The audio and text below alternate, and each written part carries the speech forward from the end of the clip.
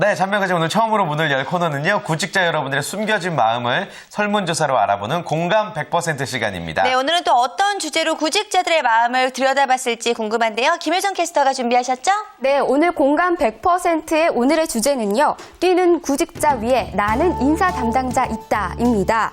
취업에 성공하기 위해서는요. 우리 구직자들이 반드시 넘어야 할 산이 있지요. 바로 인사 담당자들인데요. 하지만 서류 검토부터 시작해서 면접까지 정말 구직자에게 있어서 인사 담당자란 만만한 대상이 아닙니다. 그런 인사 담당자들을 돌파하기 위한 구직자의 꼼수와 그리고 그 마음을 꿰뚫어보는 인사 담당자의 불편한 진실에 대해서 오늘 공감 100%를 통해서 꼼꼼하게 알아보도록 하겠습니다. 네, 오늘 공감 100% 주제 조금 긴 듯한데 약간 의미가 있습니다. 뛰는 구직자 위에 나는 인사 담당자. 일단 뛰는 구직자라고 하면 이게 어떤 의미로 우리가 받아들일 수 있을까요? 그러니까 지금 소개한 대로 이제 어떤 좀 좋은 점들을 좀 강조하는데 약간 좀 없는 얘기는 아니지만 좀 과장해서 이렇게 자기의 것들을 좀 멋있게 보이는 그런 구직자가 있다라는 얘기겠죠.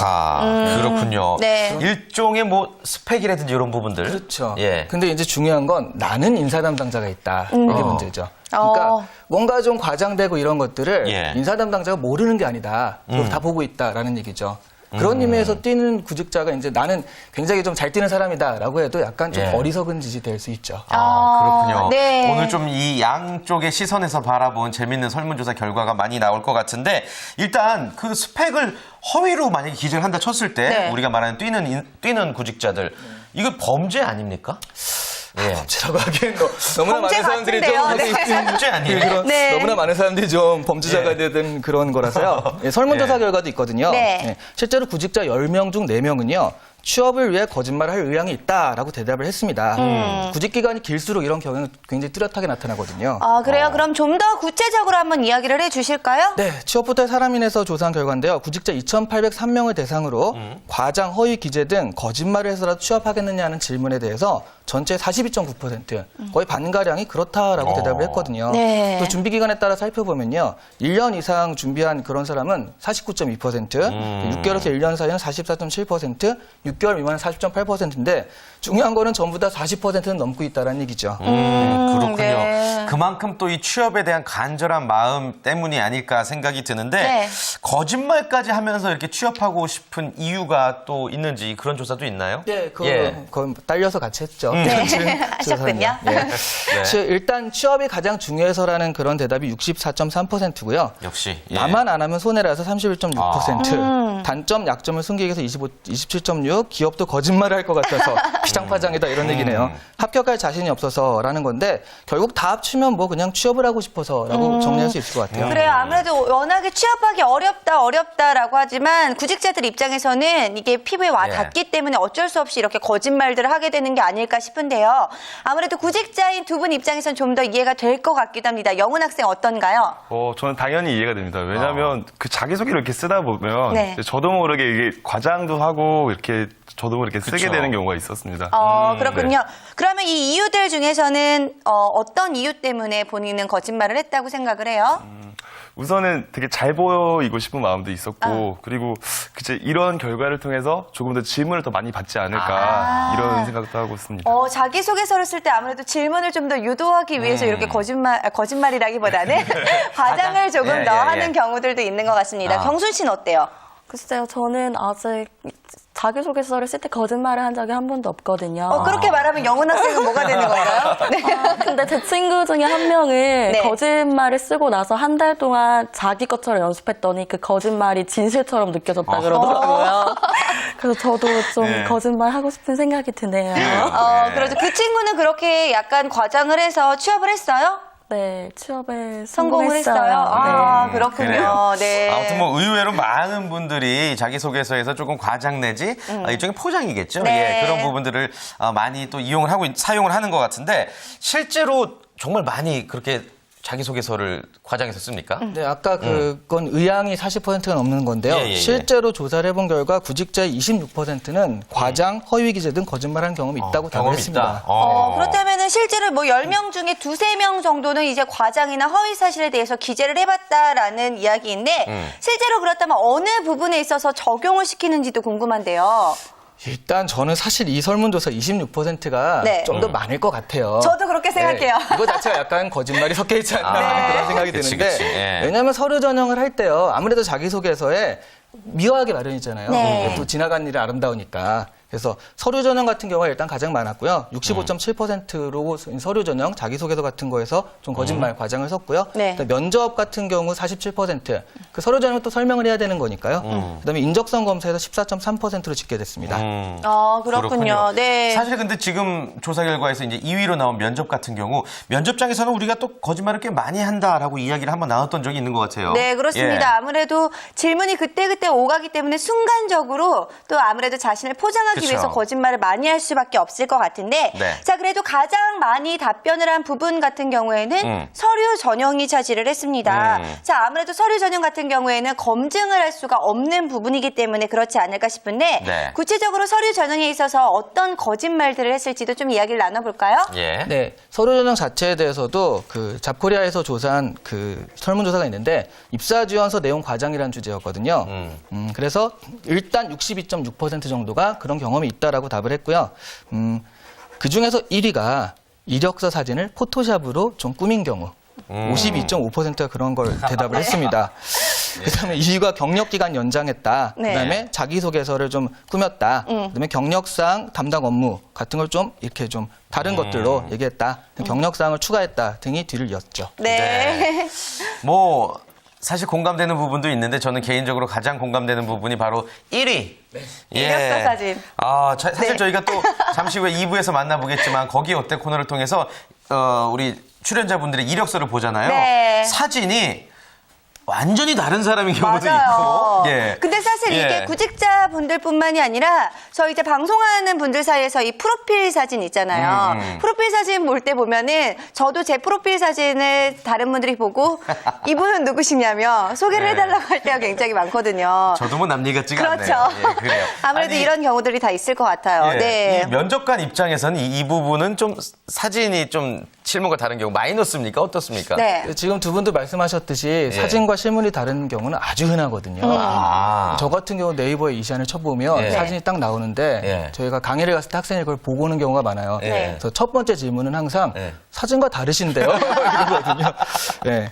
그 네. 서류 담당자들도 그런 네. 부분을 잘 알고 있기 때문에 어느 정도? 이게 예전에는 그 정말 이렇게 사람만 보고 이력서만 보고 그 능력을 평가 안 하고 뽑을 땐 그 사람 얼굴도 좀 보는 경향이 있었는데 최근에는 그런 경향이 많이 줄어들었고요.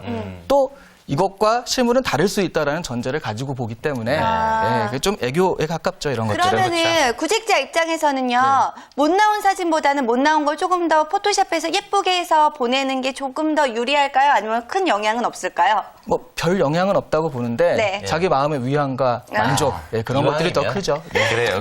그렇군요. 예, 예. 자, 일단 뭐 포토샵으로 이제 사진을 꾸민다라는 부분에 대해서 이야기를 해봤는데 2위로 나온 부분이 경력 기간의 연장입니다. 자, 이것도 크게 영향이 되는 부분이 있을까 싶은데 어떨까요?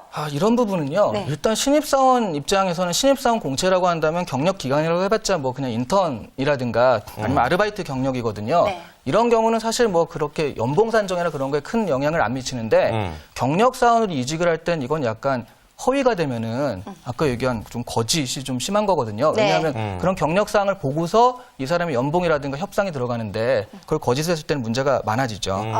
그런 그렇군요. 부분 신입사원과 경력사원은 좀 구분해서 조사를 해야 될 것 근데 같습니다. 없는 아무래도. 경력을 있다고 말을 하면은 완전히 잘못하는 거겠지만 왜 경력이요? 한 1년 됐는데 2년 일했어요. 이렇게 말하는 것도 문제가 되겠죠? 그러니까 그런 부분이 이제 약간 좀 그게 경력 기간이 큰 상관이 없으면 상관이 없는데 네. 하지만 이제 어떤 시점, 그러니까 3년을 넘느냐 아니냐는 굉장히 차이가 나거든요. 네. 어떤 회사에서 3년을 버티면은 경력을 굉장히 인정을 해주는데 또 어떤 경우는 그게 안 되면은 한 2년 2개월이면은 경력 기간을 인정 안 할 수도 있단 말이죠. 네. 그럴 때 3년이라고 해버리면 그건 약간 좀 곤란하고요. 그렇죠. 네. 별 차이가 없을 때는 뭐. 예. 사실 저희 방송하는 친구들 사이에서도 이 경력 기간 연장 때문에 저는 이 연애 프로를 하는 친구들 보면은 네. 3개월도 안, 한 1, 2개월 했는데 저 그 프로의 메인으로 한 1, 2년 한 것처럼 이야기하는 분들, 프로필 가장 윗줄에 쓰시는 분들 볼 때마다 예. 약간 깜짝깜짝 놀랄 때가 있거든요. 이런 경우가 흔하더라고요. 네. 예를 들면 이제 2012년 11월부터 2012년 11월부터 2014년 1월까지 한 거예요. 네. 2달 한 거잖아요. 네. 근데 횟수로 2년을 했다고. 그런 분들 네. 있어요. 자, 그런데 그러니까요. 아무래도 효선 씨 같은 경우에는 이제 입사한 지가 얼마 안 됐기 때문에 원서 쓴 지가 얼마 안 됐어요. 네, 경력 기간에 대해서 혹시 거짓으로 한 부분들이 있다면 이 자리에서 말하는 게 좋을 것 같은데 조사 들어가겠습니다. 조사요. 어때요? 네. 일단은 그 전 직장에서 네. 미리 경력 사원증을 다 끊어서 오기 때문에 제가 어떻게 할 수가 없더라고요. 숨길 수가 없구나. 네, 숨길 수가 없었습니다. 예. 그러면은 네. 이제 원서에 있었던 그런 내용들은 다 사실이라고 네, 저는 진실만을 그래요. 말하고 있습니다. 네. 그렇군요. 믿어보도록 하겠습니다. 알겠습니다. 네.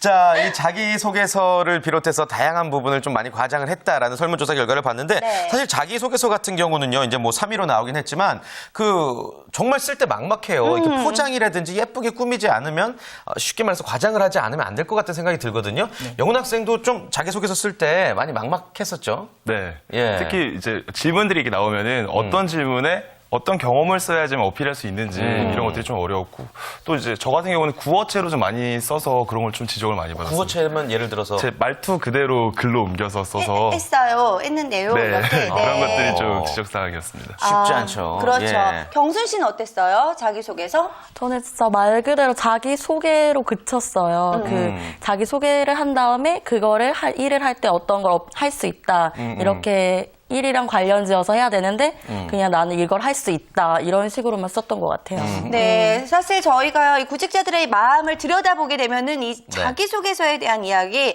참 많이 할 수밖에 없는 부분인 것 같은데요. 자, 실제로요, 이 구직자들을 대상으로 설문조사를 해봤더니 자기소개서 작성에 앞서서 무슨 이야기를 해야 될지 가장 막막하다라고 말한 경우가 이 52.3%로 가장 높은 순위를 차지했다고 하고요. 또 이어서 자신이 갖고 있는 이 어휘력과 문장력, 또 표현력이 부족하다는 생각이 든다가 44.9%, 또 과장과 허위가 아닌 제대로 된 자기소개서를 쓰기 위한 또 조언이 어떤 게 있는지 이시안 대표님께 한번 그래요. 여쭤보고 싶습니다. 네. 이 부분은 되게 길어지는데요. 네. 왜냐하면 자기소개서의 주제를 모른다는 게 말이 안 되는 거잖아요.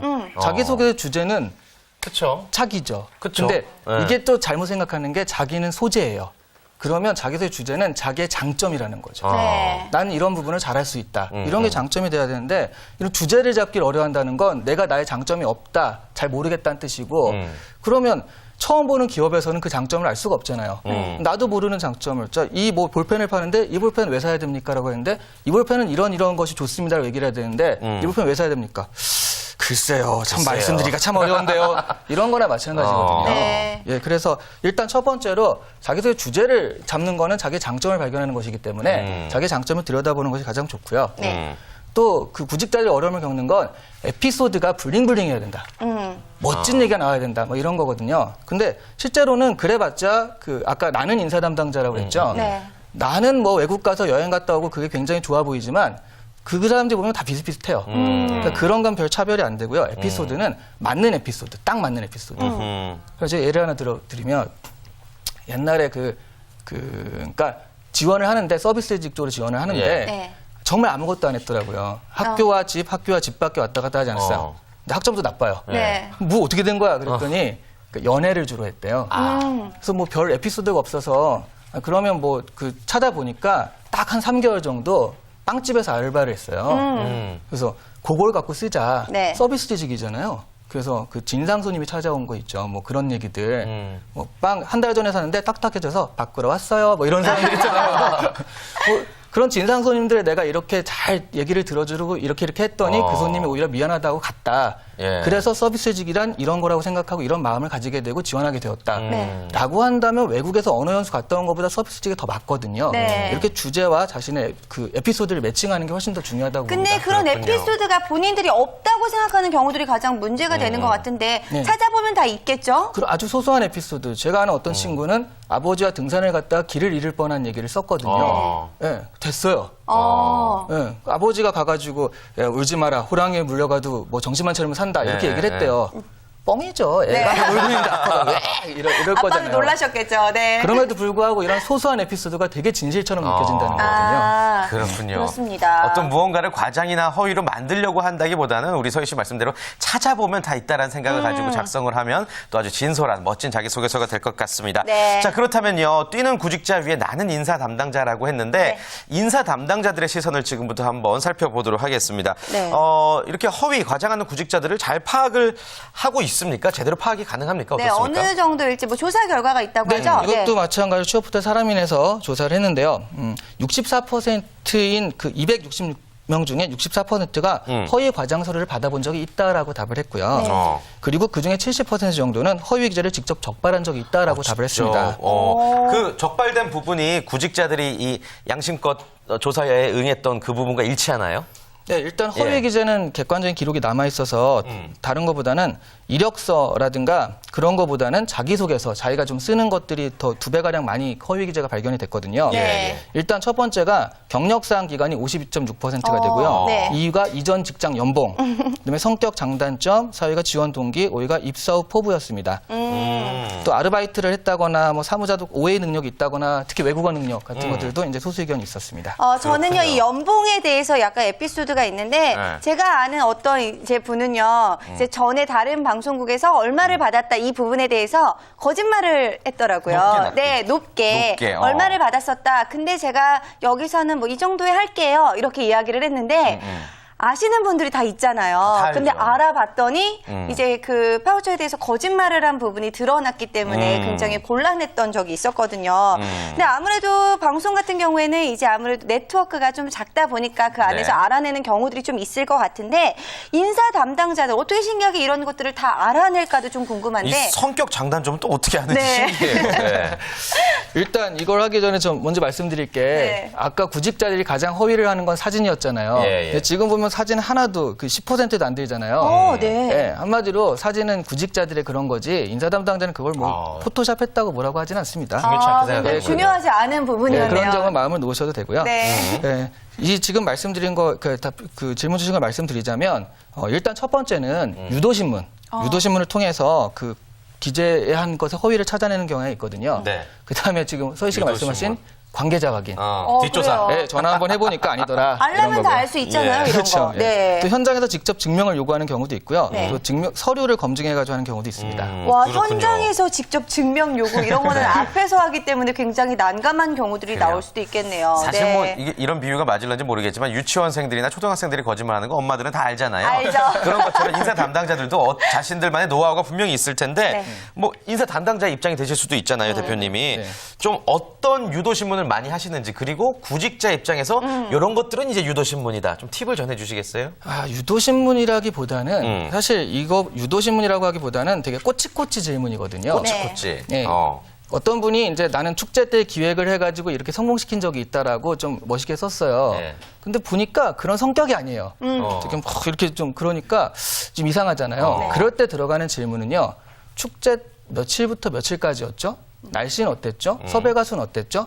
그러니까 기획을 했다라면 모를 수 없는 아주 사소한 것들을 물어봅니다. 네. 팩트에 관한 것들. 근데 그걸 우물쭈물되잖아요. 섭외 가수 같은 경우는 6개월 전부터 해야 되는 건데 기획한 사람이 모를 수가 없잖아요. 그렇죠. 그러면은 뭔가 좀 이상한 거예요. 그랬을 때는 좀 더 해보고 아니다 싶으면 이제 모든 질문들에 대해서 이제 신뢰성을 거두죠.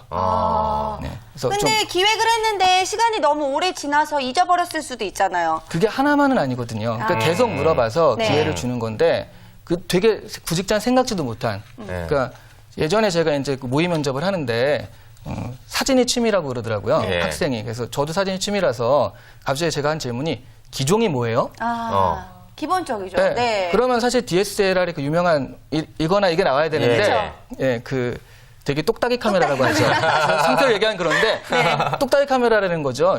이게 그 취미인 사람이 아니거든요. 네. 그래서 어떻게 된 거냐라고 물어봤더니 자기가 하도 그런 게 없어가지고 남자친구의 취미를 빌렸대요. 그 나올 만한 질문을 외운 거죠. 네. 너에게 사진이란 뭐 가장 기억에 남는 사진은 뭐냐 이런 것들. 예. 10가지를 외웠는데 제가 한 질문이 거기에 안 들어가 있는 거죠. 그렇죠. 아무래도 이렇게 거짓으로 작성을 하다 보면 어쩔 수 네. 없는 이 유도신문에 말릴 수밖에 없는 상황이 될 것 그쵸, 같은데 그쵸.